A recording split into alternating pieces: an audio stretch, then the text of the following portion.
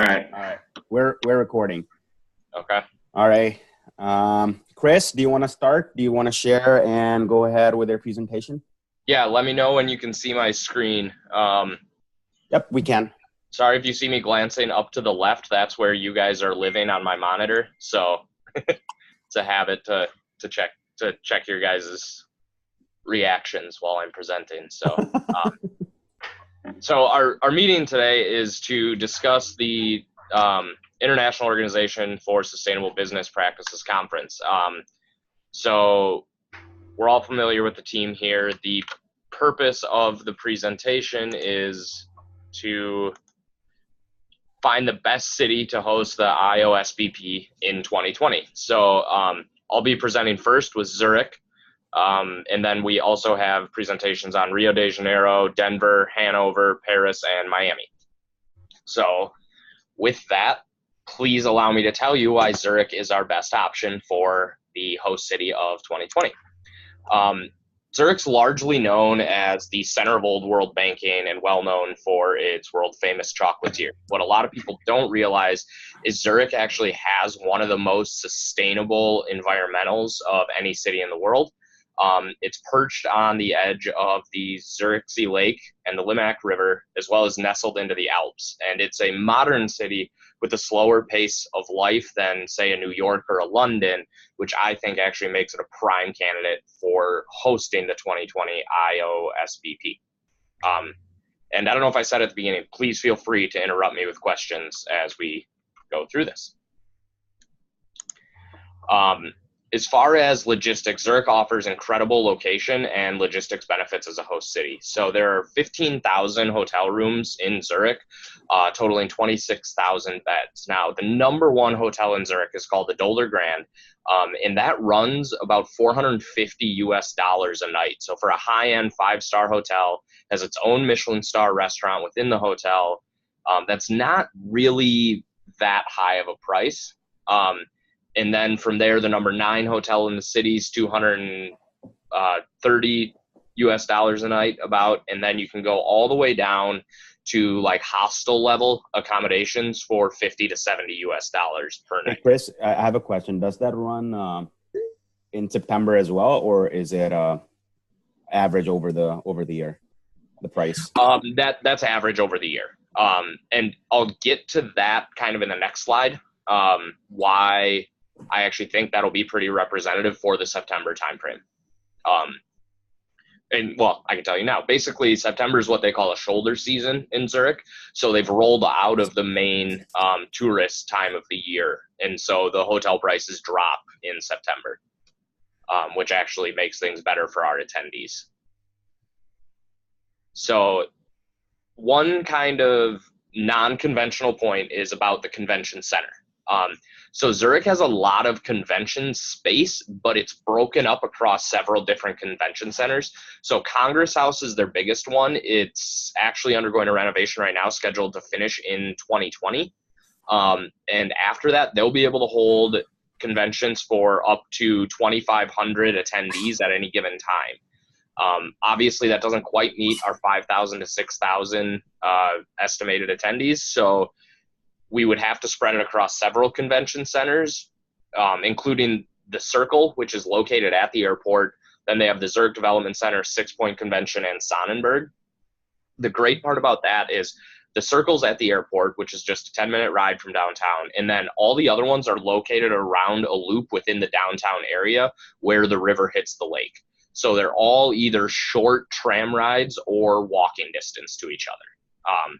So while it's not all in one spot, it provides an opportunity for our attendees to see different parts of the city, which I think is kind of cool. And as far as how they'll get around the city, Zurich has great mass transit, buses, taxis, trams, trains, as well as boats to take you up and down the river. They're probably most well known for their tram, which runs throughout the city and has stops about every 300 meters or so. So really easy to get from any one location to another on the tram. The airport, as I said earlier, it's only 10 minutes from downtown, has 180 direct flights to and from the airport, including all the major cities in North America, South America, Asia, Russia, Europe, and Africa. So our international attendees shouldn't have too much trouble getting there relatively easy. Even if they're coming from a smaller country, they can take a single, probably connecting flight and end up in Zurich. As for the weather in Zurich at this time of year, September's 50 to 65 degrees Fahrenheit, so we're not dealing with blisteringly hot temperatures, and we're not into the snowy season yet, and pretty average rainfall. Last year, 9 of the 31 days in September, it rained in Zurich. Any questions regarding the hotels, the convention space, transit, anything like that? So when you were talking about the convention space, did you say that these different locations have various size breakout rooms? And yeah, I didn't detail that in here, but they do. So Congress House, my thought, would be used as the largest convention space for the single room, very large meetings. Okay. But the Circle has something like 12 to 17 breakout rooms, depending on what you need. They're modular, so you can do larger rooms, smaller rooms. And Congress House, the Circle is being renovated, as I stated. The Circle's opening, just opened. And then the Zurich Development Center just underwent a renovation as well, where they updated all their IT and AV equipment. So now they have top-of-the-line media equipment for the presentations and the meetings. Okay. One quick question I had, I know you mentioned the tram system really being a center connection option for, people in Zurich. Yeah. Do you feel that huge influx of tourists all trying to get on the tram at the same time can easily be handled, or is that going to pose any potential problems?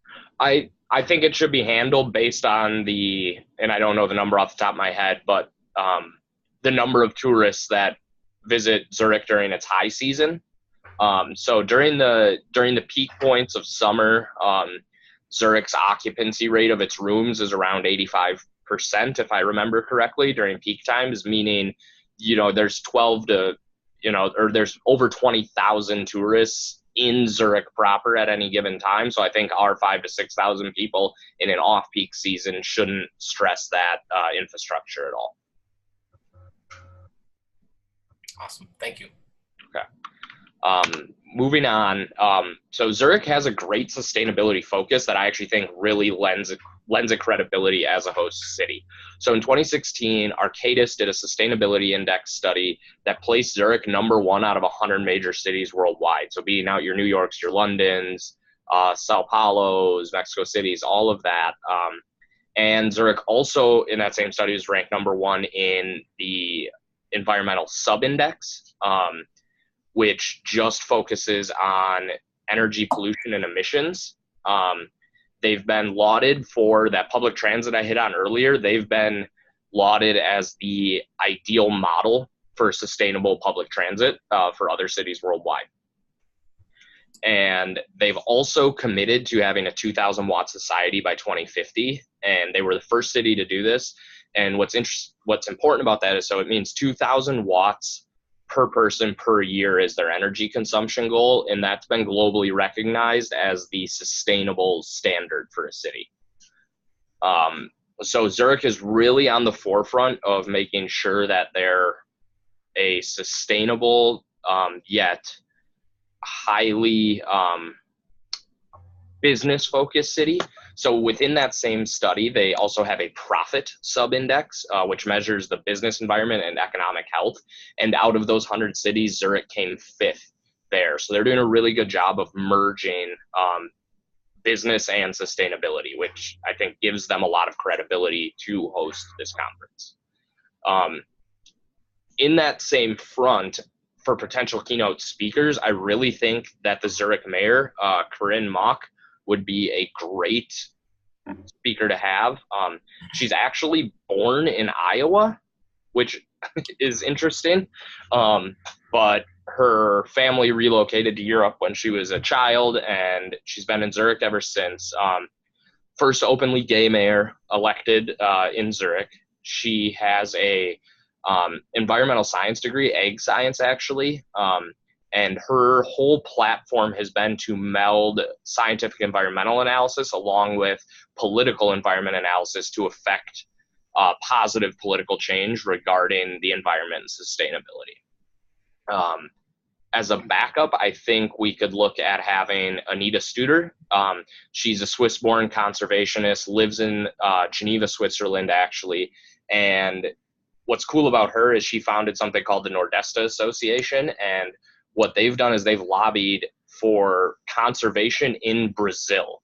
So she has a great background in sort of this international conservation idea and was able to convert 4,500 hectares of forest in Brazil into federal reserve land. So her office now in Geneva actually is designed to help conservation efforts in South America in general. So helping those communities get environmentally sound businesses off the ground, as well as set up grants and lobby for better conservation there. So I think as a backup, if the mayor is not available to speak, Anita Studer would make a great fill-in.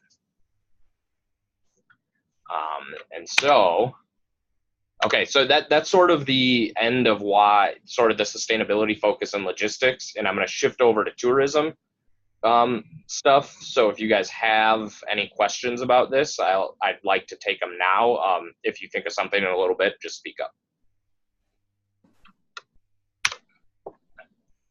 Okay, so as I stated before, Zurich has some awesome attractions to give conference attendees something to do while they're in Zurich. Obviously, when you attend a conference, you're not just there to go listen to lectures and then go to your hotel room and sleep. You want to get a little bit of tourist activity out of it. So Zurich has some great thermal spas. They're massive thermal spas located in an old brewery, actually. So great relaxation time, and it's actually a big social experience in Zurich to go attend. It's almost like a public bath. Second, they're nestled in the Swiss Alps, and you can take day trips to mountains that I can't pronounce. Young Frajak is the name of one of them.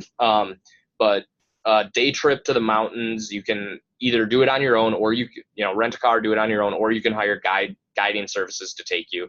And you can stop at places like Interlaken and Grindelwald, which are part of the mountain culture, the Bernese Oberland culture, and they're pretty friendly towards tourists coming in and exploring their town. So you can go kind of immerse yourself in another culture while you're there.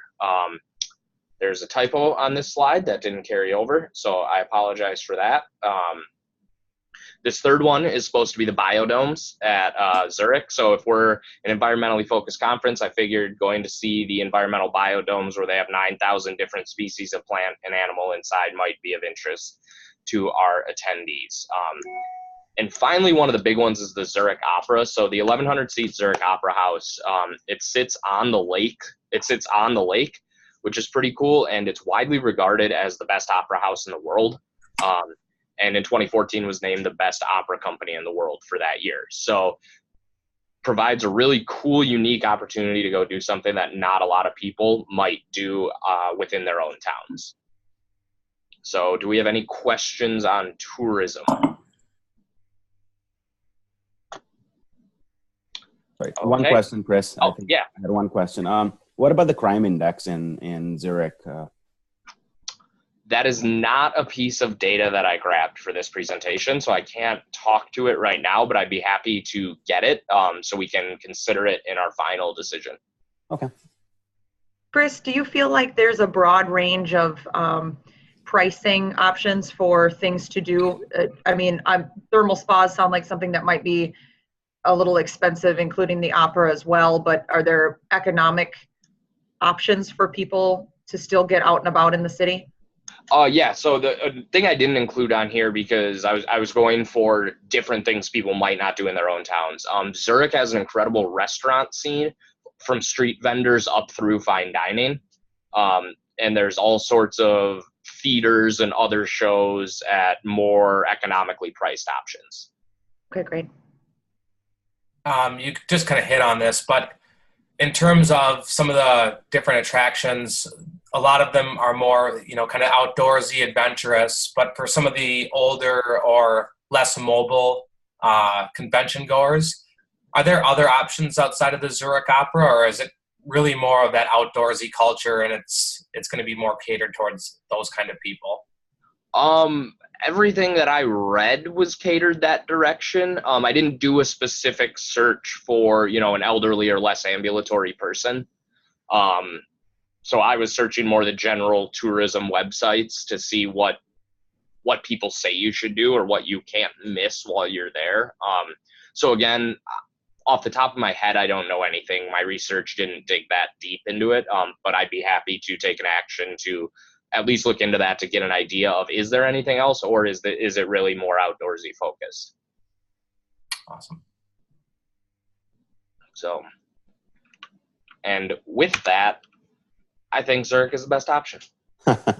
Well, I do really think the sustainability focus of the town is what lends itself to be a really good option, because I think it has the most credibility of a city we could choose. So would agree. Thank you, Chris. You're welcome. I'm gonna stop sharing my screen. We have Brandon. Brandon, you're next. So whenever you're ready, please share your screen. And yeah, let me pull it up here.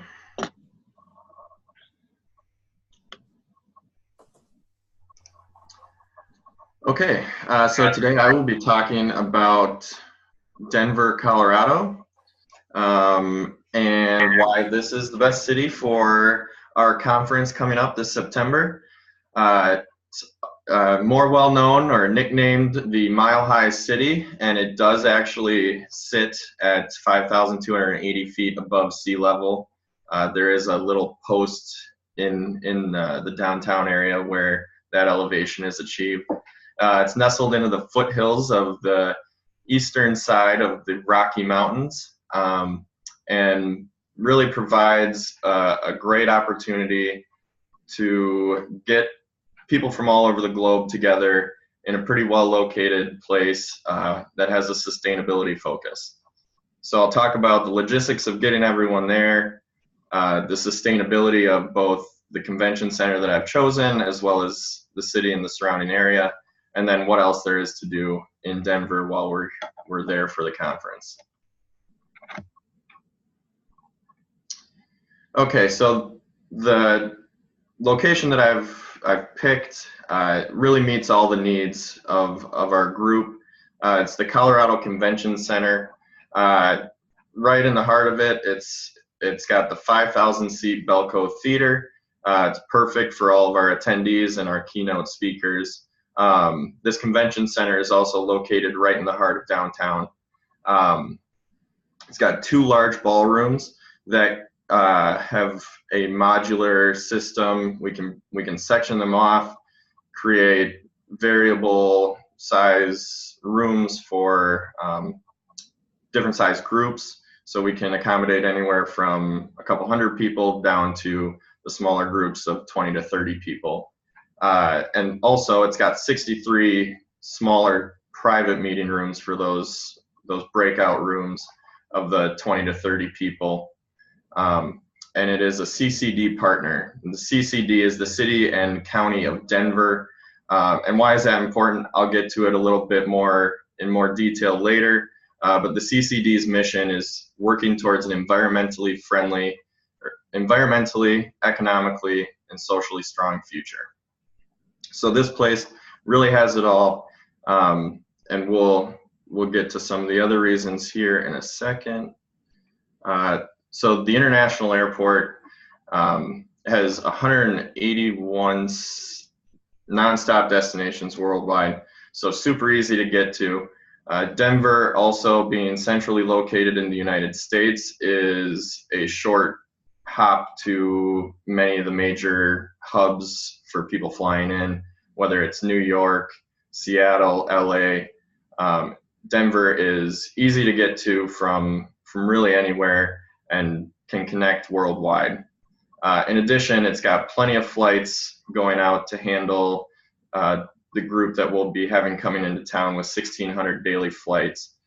It's a little outside of the downtown area and where the convention center is located. So it's about a 20 to 30 minute train ride. It's a direct train into downtown from the airport. People can get on that train for $9. And once you get downtown, it's really easy to get around.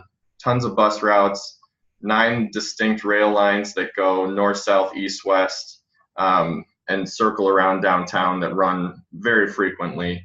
So once you get to downtown, it's easy to get around, and we'll be right there next to the convention center. Quick question there. Sure. Did you come across, so you have the train fare from the airport to downtown, which is great. I was going to ask about that, knowing it's pretty far outside downtown.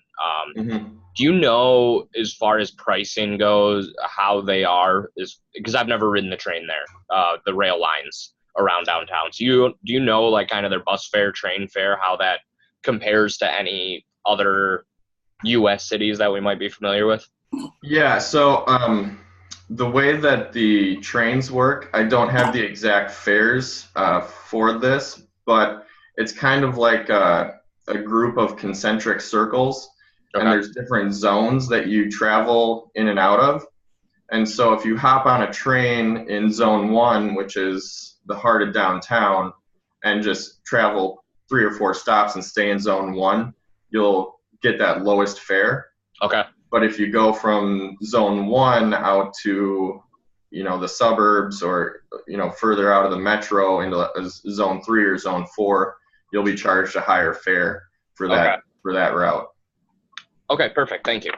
I have one question. I have one question too, Brendan. On the previous slide to this, you'd mentioned that the convention center holds like 65 odd convention or 65 meeting spaces, and then you can partition the large ballrooms into more meeting spaces. But I know the conference was looking for roughly 150 smaller meeting spaces. So can those ballrooms be partitioned to make up the other 90 meeting spaces that we need, or is it really going to be limited and crammed in terms of getting everything we want?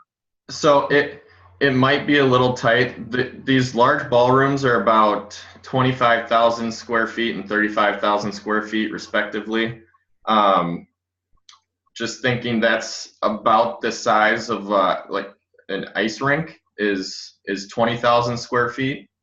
So a little larger than an ice rink, a hockey rink, to give you some perspective there. So we could, depending on how we want to do it and how many big rooms we want as opposed to how many very little rooms, it seems like we should be able to accommodate that. It might get a little tight. That is something we might have to hash out with the venue before making this decision. But it does seem like it should be able to accommodate us. It's just kind of that final floor plan. Yeah, I just ran a quick number for you, Brendan. So if it's 25,000 and 35,000 square foot ballrooms, you're looking to get those extra 90 rooms, you're looking at about 650 square feet per room. So it's a 20 foot by 30 foot, if my math serves me properly. Yeah. So you could get your 90 extra rooms at about 20 feet by 30 feet per room. So they'd be, small conference room or a mid-sized conference room for each one. But so we have both of those ballrooms at our disposal. Yeah. So like I said, it should work. But if we want to section out like a medium-sized room, that might impact it. Any other questions? Okay, so some important information about the stay in Denver. So for accommodations, there are 10,000 rooms within walking distance to the convention center. Again, the convention center is right in the downtown area. It's very easy to walk around and get around by foot or by public transportation. And then beyond that, there's 46,000 first-class rooms in the surrounding metro area. So obviously more than what we'd need for our conference, but the options are there. The whole range of luxury can accommodate some of our higher-end guests. And then I found the 2017 average hotel rates. So in the metro area, so the surrounding area from downtown, $143. In the downtown area, $186 a night. It's could be a little high for some of our more economic guests, but overall it seems pretty reasonable. And with the large quantity of rooms, I don't really see the demand being impacted by our event coming into town or other events happening concurrently with us. So that should be a pretty good tell, you know, of what our guests might be paying, depending on where they want to stay. Question, Brandon. Is September a highly visited time for tourists and other people in Denver?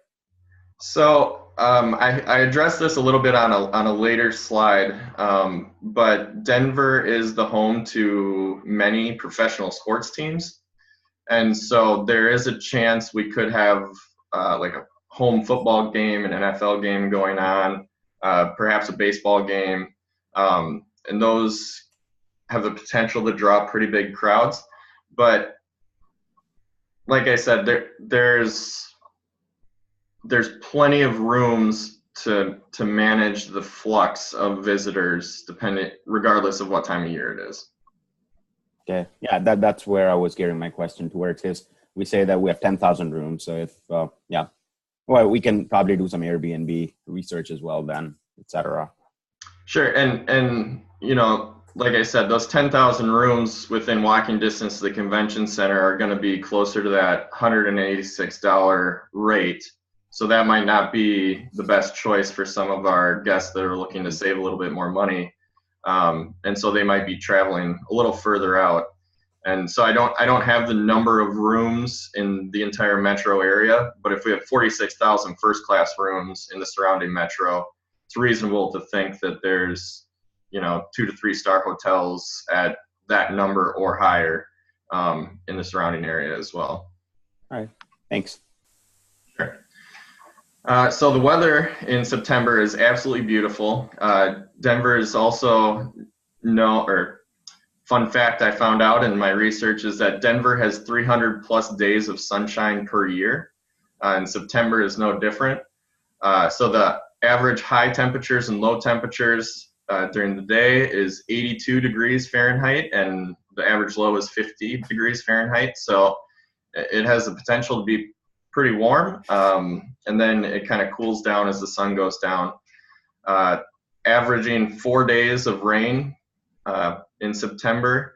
Now, there is a chance, being that we're kind of tucked into the foothills of the mountains, that we could get some snow coming in. It's not typical, but it's not unheard of.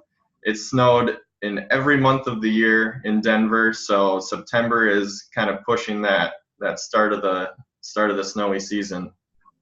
If it does snow, it won't stick around. If it's 82 the next day, that's quite possible as well. So you kind of get a full range of seasons in potentially 2 days. And plenty of daylight, again, lots of sunshine in Denver throughout the year. And so then we looked at safety. The potential issue, this could be a potential issue for our group. It's only safer than 9% of the U.S. cities, and the violent crime rate is 6.63 per 1,000 residents. So, like Christian was saying, it's probably safe, or sorry, not Christian. I saw it in a different slide, but it's safer during the day. You might want to, you know, stick together in the evenings, but overall, it shouldn't be an issue, but we might want to dig into this point a little further.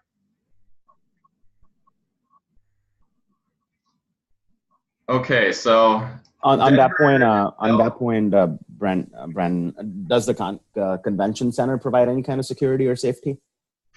Yeah, so there is security staff that we can hire out at the convention center that just kind of comes with any large event. It's not, I mean, they're not going to travel beyond the convention center, but the space itself will be very safe. It's just, as the people kind of explore on their own, something to be aware of. I don't think it's a game changer, but just, you know, when you're out traveling anywhere, it's always good to be aware of your surroundings. True. Okay, so the focus on the sustainability. That's what our group is concerned about, and Denver and the convention center are also some leaders in this area. So I mentioned the City and County of Denver, the CCD, on an earlier slide. We talked about their mission, and what they do or how they state that is through conserving energy and natural resources, preventing pollution, meeting or exceeding all legal requirements and voluntary commitments, and then to continually improve, evaluate, and communicate performance. So they're trying to say, we know that when these events come into town, there's a lot of people coming in, there's a large carbon footprint in bringing all these people together. So any steps we can take to mitigate that carbon pollution or impact is what the City and County of Denver is really focusing on. And so the Colorado Convention Center is a member of this group and has a focus on each of those bullet points above. And in addition to that, how they execute upon that is through single stream recycling and organic composting. So whether it's paper, plastic, a can of pop, you can throw it all in the same receptacle and they'll sort it out for you later. It makes just everything easier on the consumer end so that people are more likely to recycle. Organic composting, so any of the food waste that happens throughout the course of the event gets taken to an industrial composting center and remade into organic compound that can then be used to fertilize your houseplants or your garden. And so instead of the food waste just going to the landfill, it's reused and put to a good purpose. So then, again, with the major amounts of waste that these types of events and conferences create, there's an event material donation and reclamation center. So say we've got, big banners or, signs and promotional materials. This stuff gets taken down, and if it can be repurposed for another event coming to the convention center, people are offered those materials at a discount to reuse them and put them to more use than just a single-use event. A green cleaning policy, so they use environmentally safe cleaners, efficient machines to, say, scrub the floors or vacuum the floors, a real focus on limiting your impact from the events that are held at the center. And additionally, they have solar panels on their roof. It's a start. It could probably be better, but it is offsetting some of the energy use impact, providing 350,000 kilowatts a year. To put that in some perspective, again, that is about what 33 US households would use in a year. So seems like a big convention center like that is probably drawing quite a bit more power than a single household or 30 households. But at least it's something. It's a start, and it's moving in the right direction. And so Denver is also the home of the National Renewable Energy Laboratory, also known as NREL. It's located just outside of the city in it's Golden, Colorado. And it's a US lab focused on renewable energy. And within that group, they have a couple excellent people that could be keynote speakers for our conference. My first choice would be Richard Adams. He's a director of innovation and entrepreneurship at NREL, and he was just named by the Denver Business Journal as the who's who in the energy industry. So he's looking at different ways that you can incorporate renewable energy into your company or your business or your establishment, and really use it to your advantage as an organization. Second would be Dave Mooney. He's an executive director at NREL, and he is looking at institutional planning, integration, and development. So again, that's kind of the larger businesses or larger establishments, and how do we get renewable energy into a sustainable power source for those types of places.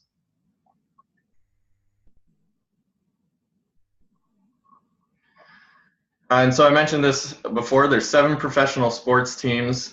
In September, there will be 3 that are currently active in terms of, and again, we're looking now at the tourist stuff, the things that you can do in Denver when not listening to our invigorating speeches and keynote speakers and breakouts. So the Denver Broncos, the Colorado Rockies, and the can't remember what the MLS soccer team is, but that's the 3rd one that will be active at that time. So it might not necessarily be the cup of tea for all of our attendees, but I'm sure, you know, some of the international travelers might think it interesting to find or to go check out an NFL football game. It's kind of a unique sport to America, so give them that opportunity. As I mentioned as well, the world famous Rocky Mountains are just west of downtown. Lots to do with hiking, trail riding, at least in September. The ski resorts won't quite be open at that time, but if people stick around for a little bit longer, again, the chance of snow especially is higher in the mountains, and the potential to maybe do some world-class skiing. There's also a vibrant live music scene. The famous Red Rocks Amphitheater is a natural amphitheater with these 2 large monolithic stones that jut out from the ground and tower above the crowd and the stage, creating wonderful acoustics around the music that's being played. When there's not concerts there, it's a wonderful place to go and hike and just look at the beautiful coloring of the rocks. It's a very unique geological thing to see. And beyond that, there's a diverse local culture that's seen through various art districts with murals and paintings and other displays of arts right on the streets. There's an ethnic diversity of food that can be found in the city and around the city. And with that, I mean, there's just a lot to do for all of our guests, depending on what their preferences are. Any questions? Okay. And so with that, Denver, Colorado is a great location. It's got easy travel to and from. It's got a focus on sustainability, both in the city and the convention center that I've picked for our convention. And then there's also plenty to do outside of our planned events. Thank you, Brandon. Thank you. All right. Jan, are you up for it? I think you're on mute, Dan. Okay, sorry. I was trying to get ready to Jan's share. up. Okay. Yep, my turn, right? Yep. Yep. And just a quick time check, guys. We're about 30 minutes in. We have 90 minutes set aside total, including our discussion and decisions. So. Yeah. So I think what Chris is saying is let's move faster, right? Just giving you a time check. All right. Thank you, Chris. No pressure. Appreciate it. All right. So the city that I chose was Rio de Janeiro. I think there are some pretty obvious reasons why this would be a good choice for us to host the conference. First of all, it's an absolutely beautiful place to visit and a very popular tourist attraction for vacations and whatnot. Beautiful weather, lots of amazing things to see. And as you'll see in the rest of my presentation, thanks to some activities that they've done in the last several years, the infrastructure of the city is built well for handling a lot of people. So starting with location and logistics. So as I mentioned, thanks to hosting of some past worldwide sporting events, Rio is well suited for large conferences. Overall, throughout the city, there are almost 30,000 hotel rooms. And those vary across the board, of course, as in many other cities around the world that are heightened for tourism. We've got very high-end luxury suites, bed and breakfast locations, beach resorts and whatnot that cater to the most luxurious of customers, as well as your more economic versions of the hotels. You can be closer to the water, you can be a little more inland, and that can offer a wide range of options for our conference attendees. Mass transit is built incredibly well for this. There are both premium and standard buses to and from the airports and all over the city. Taxis are in great abundance, of course. There are airport transfers that can be arranged from pretty much any of the larger hotels, and those can be added once a person gets to the airport, or those accommodations can be made in advance. And there is a robust subway system throughout the city as well, which I believe was recently renovated due to the fact that there were those large sporting events.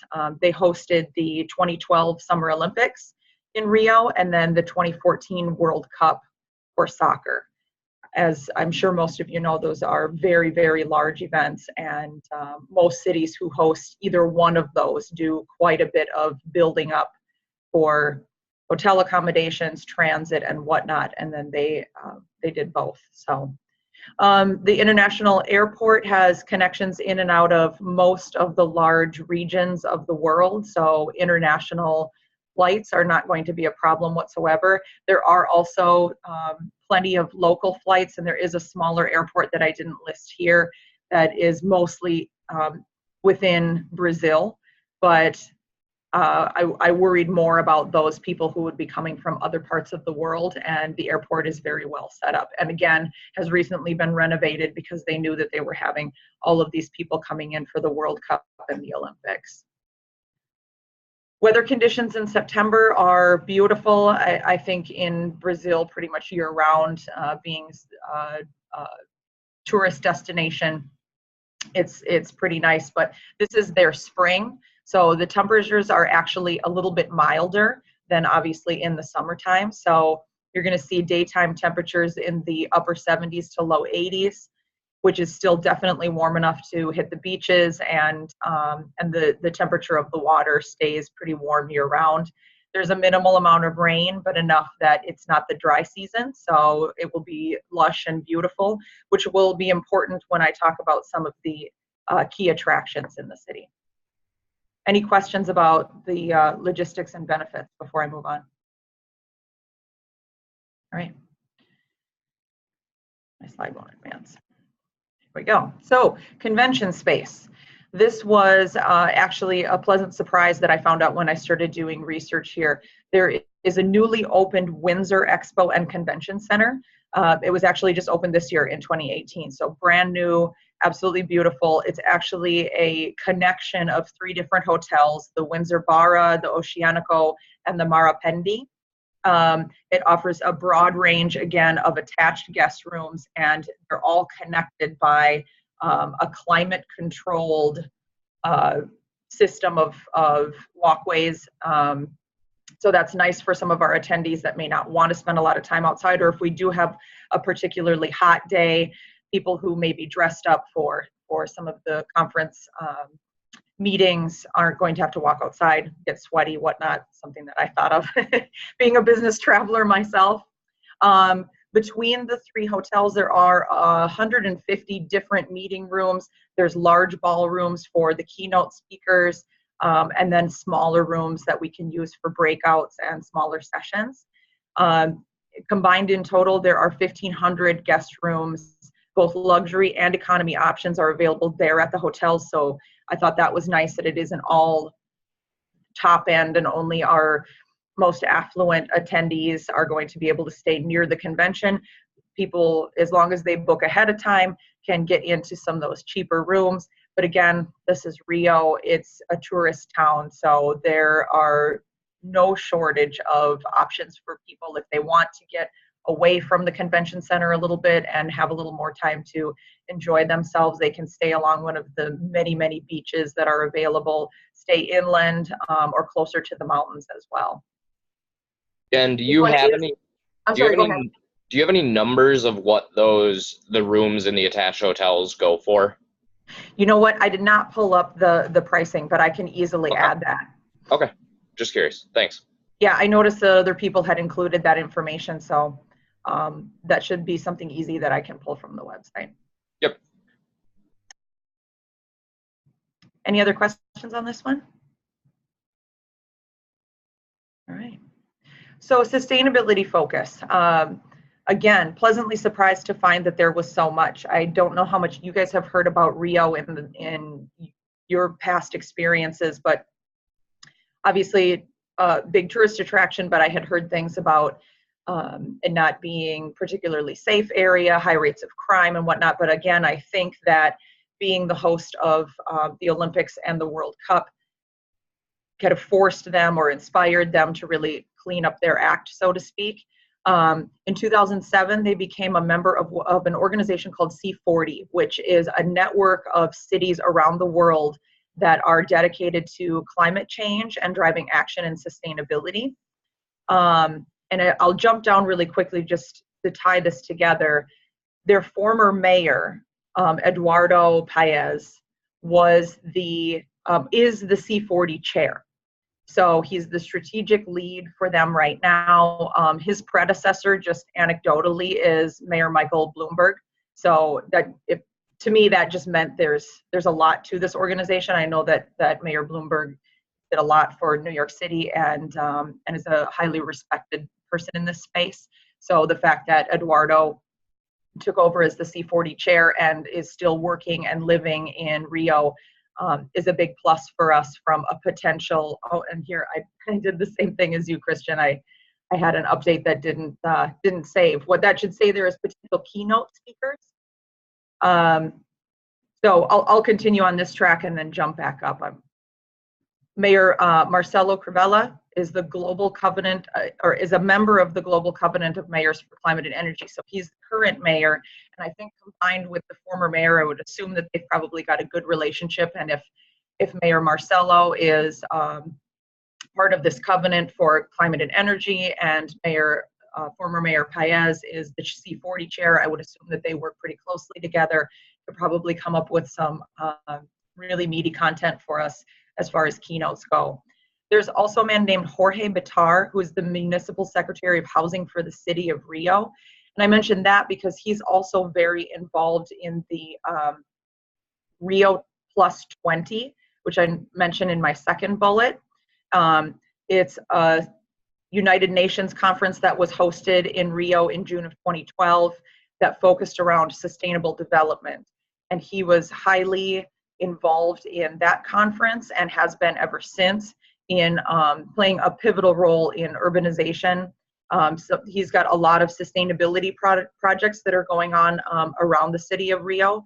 They're quite well known for their slums, and what they're trying to do is really bring some money and some infrastructure into those areas so that they can bring them up, give people jobs, start to turn things around, and improve life for people in those areas, which overall improves, obviously, the life of the entire city itself. So there's a lot of activity that's going on right now in Rio to change the landscape. Some really key pivotal global people that hopefully we could get to speak at our conference, especially if we're able to bring people from around the world to see it. And I think that this could be really key for our conference. I have a question. Is there any concern with those slums and our guests coming into town? Like how close do those slums encroach? Is there a high crime rate in those slums? Another thing that, as I saw in a few of the other presentations that you guys pulled crime rates, I only read some anecdotal information about the fact that the crime rates have significantly decreased because of these projects, the sustainability and trying to turn the slums around. I actually thought, if anything, given what our conference is focused on, we might want to encourage people to go, probably during the day, to visit the slums and talk to the residents there and learn how they're feeling about these projects, what kind of an impact it's made on their lives, and what more can be done to continue to keep that going and turn things around. Okay. Obviously, we want our conference goers to be safe, but I definitely got the impression that that this would not be a hindrance on us. If anything, it would give us something more pertinent to talk about. Okay, thank you. City attractions. So as I mentioned earlier, there is absolutely no shortage of beautiful sights to see and things to do in Rio. It's a huge vacation destination from people for people from around the world. I tried to figure out how many beaches they have. I Google it, and there isn't even a count. There's just so many. So as I mentioned, right outside the convention center, there's a big, beautiful beach. But people can travel all over the city if they want smaller beaches, something a little more private. There's water activities everywhere to do. We talked earlier, I think, in Christian's presentation about, what about people who might be older, not necessarily able to climb up Corvocado Mountain or go visit Sugarloaf Mountain, whatnot. I would think that just relaxing on the beach would be a big draw for some of those people who just want to relax at the end of a long day of conference attending. So I definitely think that the beaches would be a big draw. I mentioned Corvocado. This is where the, and now I'm going to totally forget the name of the statue. I apologize. It's the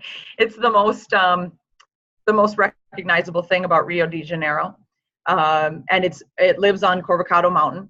So there are trams and tour guides that can bring people up and down the mountain.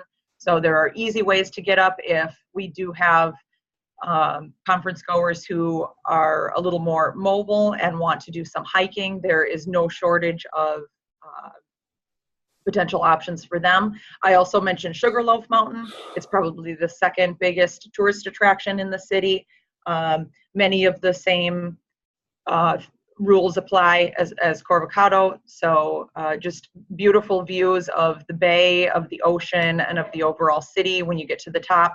And there are multiple ways to get up and down each mountain. And then the Maracana Stadium, at one time was the largest in the world and is still the largest football stadium in all of Latin America. There are various activities and games going on at all different times. So that is something that I would say we should look into and publish to our attendees so that they can get tickets, or maybe that's something that we even offer as a part of the conference. It's big enough to accommodate many, many people. So it would be a fun activity for us to offer for them to go see a football game or baseball game at the stadium. The soccer museum, the World Soccer Museum, is also located in the stadium. So I would say there's plenty to do from a price range, from an activity range. We've got not so much indoor, but plenty of outdoor activities to do, but the weather is mild and pretty accommodating. I think I had one more. Right, so for my group, I figured that you guys would really appreciate the fact that the Twilight Saga was filmed in Rio, and if that's not a good enough reason for us to host our conference there, I know. I don't really know what it is. I mean, I don't think we need to see the rest of the slide decks after that. Right? I'm not presenting Drop the anymore. mic. Drop the mic. You're welcome. Are there Twilight tours, that guided tours? So, and that's why I bring that up. This was intended to be funny, but I think you might be surprised how many people are really, really excited about this. I stumbled across this in my research, so you can go and take Twilight tours and see the scenes where the film was shot, and I think that that's another thing we could offer for people as a fun and interesting thing to do. And very different. The only thing better would be most of our other locations. With that, I'll take any additional questions. All right. Thanks, guys. Thanks, Jen. I think, Tim, you're up. Yeah, I'll try to go quick for you guys. So how many of us like worry free travel? Oh yeah, it's coming. It's coming. Yeah. How many of Nervous? us like I'm just kidding. worry free travel and transit? How many of us want to hold a sustainability convention in the birthplace of sustainable design? And how many of us like beer? With that, I would like to offer up my recommendation for our convention as Hanover. If you said yes to any of these questions, this would be the perfect place for us where we should be hosting our next sustainability convention. Now, besides the points that I had outlined at the outset, you're probably wondering why Hanover, and let me explain. And before I begin, I'd like everyone to know that they can feel free to interrupt me if they have any questions, and I will be taking questions at the end of the presentation as well. So the first place I want to start with is the logistics and the climate of the city. And with that, it will be the lodging that is available in Hanover. So Hanover has nearly 100 hotels near the convention space that can accommodate all expected needs. There are around 75 discount hotels near the convention area that are less than $100 a night. There are also roughly 20 luxury 4- and 5-star hotels that range from $100 to $250 near the convention area. There are about, on average, 100 to 150 rooms within each hotel. We'll see if this gets working here. And that means that the number of hotels should be able to accommodate nearly double what our expected attendance is. The location of the hotels are about a 30-minute bus or train ride outside of the convention space that I'm proposing. Now, that convention space is the Hanover Fairgrounds, and this is the primary convention area for Hanover. There exists, it's actually home to one of the largest conventions in the world, CeBIT, and is definitely more than enough space to house our convention. The main hall that I want to hold this convention is actually Hall 2, which has an estimated, it can hold about an estimated 10,000 people. So I'm hoping that we'd be able to use half of it for our keynote speakers or any big speeches we want to have, and then kind of dress up the rest of the area for some, I guess, some key things that we want to showcase to our attendees. There exist also 7 other conference areas around the convention space that we could use as breakout rooms that can be split into breakout rooms similar to the ballrooms in Denver. Tim, what is the CeBIT conference? Yeah, so it's like a technology convention. Okay. That happens every June, and they have well over 5,000 attendees. They actually fill up the whole fairground with their convention, so we should be more than fine for ours. Okay. Hanover also has really great mass transit. They can get to the convention area as well as any other places around the city by bus, tram, or rail. The trips to the fairground are around every 10 to 20 minutes for each mode of travel, actually. And each ticket is actually a round trip whole day ticket, and it averages around €6.50. And if you book as a group, you can get that down to around €2.50. And that ticket's actually good on every mode of travel, and it'll work all day. The airport, yeah? I was just curious, do you know, are there plenty of stations that make the tram really easily to access around different areas of the city? Yeah, there's about, I'd say, a station every 5 minutes on the rail that they have. And outside of the tram and the rail, there's also the bus system that allows you to take, buses throughout the city that'll get you to closer to destination that's not going to be as far away. There's also the airport in Hanover, which is an international airport. It's 30 minutes from downtown, and it has direct flights to every major European airport, and most major airlines serve the international airport.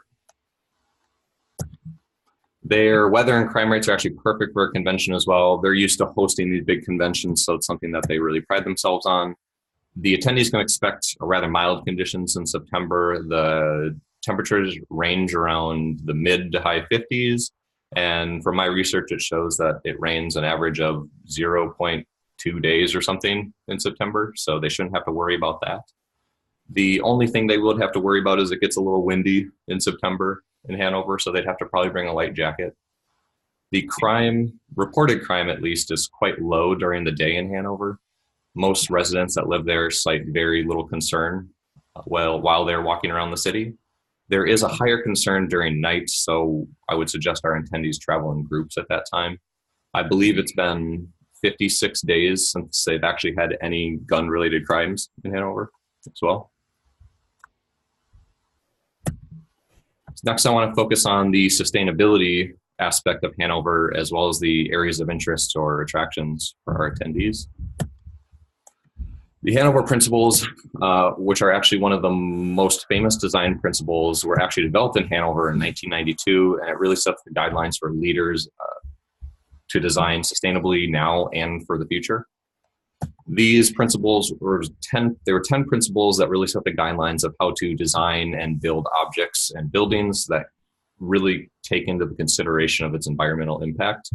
This was prepared for a 1992 World's Fair in Hanover, and that fair was actually held at the Hanover Fairground as well. Kreuzberg is a city that's really close to Hanover. It's about a 20-minute train ride away from downtown Hanover, and it was actually designed utilizing those Hanover principles. Or sorry, it's a 30-minute rail ride away. My mistake. Attendees could also visit this town. I'm hoping to observe how those principles were put into action and see how the impact on sustainability has been seen in the city. There are actually many large organizations in Germany as well that have sustainability officers, as well as CEOs that place a focus on sustainability that I believe could be a keynote speaker for us. One of those is actually the CEO of BMW. He's actually, in the most recent years, placed a really big focus on sustainability. It's something that he is really working for within his company. And I think that really showcased the efforts that Germany is trying to incorporate sustainability into their everyday lives. Next, there's a variety of local events and entertainment that we could offer our guests in Hanover.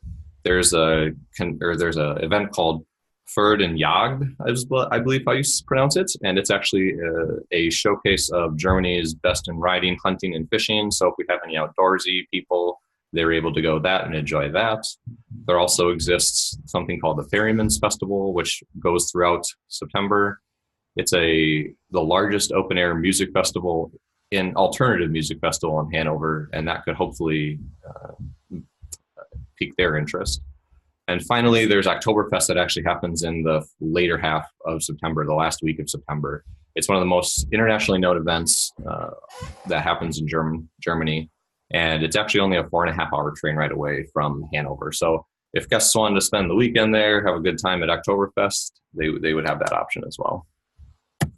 In addition to that, there's a lot of different local attractions and sites that our attendees could enjoy. There's the Herrenhaus Gardens, which is one of the most distinguished Baroque formal gardens of Europe. It looks really beautiful, and make sure that people that want to get out and see the gardens, they'd have a great time there. There's a place called Marktplatz and Marktkirche, I believe how you pronounce it. It's actually built in the 14th century. It's considered the southernmost example of North German brick Gothic style. So our architecture lovers could go view that and have a great time. And then there's also, for our people that like history or want to really understand the culture, there's the Lower Saxony State Museum, and that's actually features art from all the way from the Middle Ages up until the 20th century. It also has a vivarium, which is like a small ecosystem with various animals. Does anybody have any questions?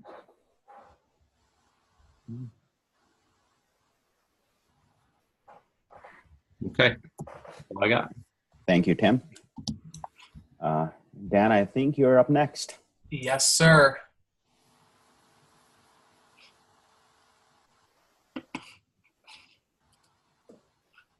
Right, something is not right.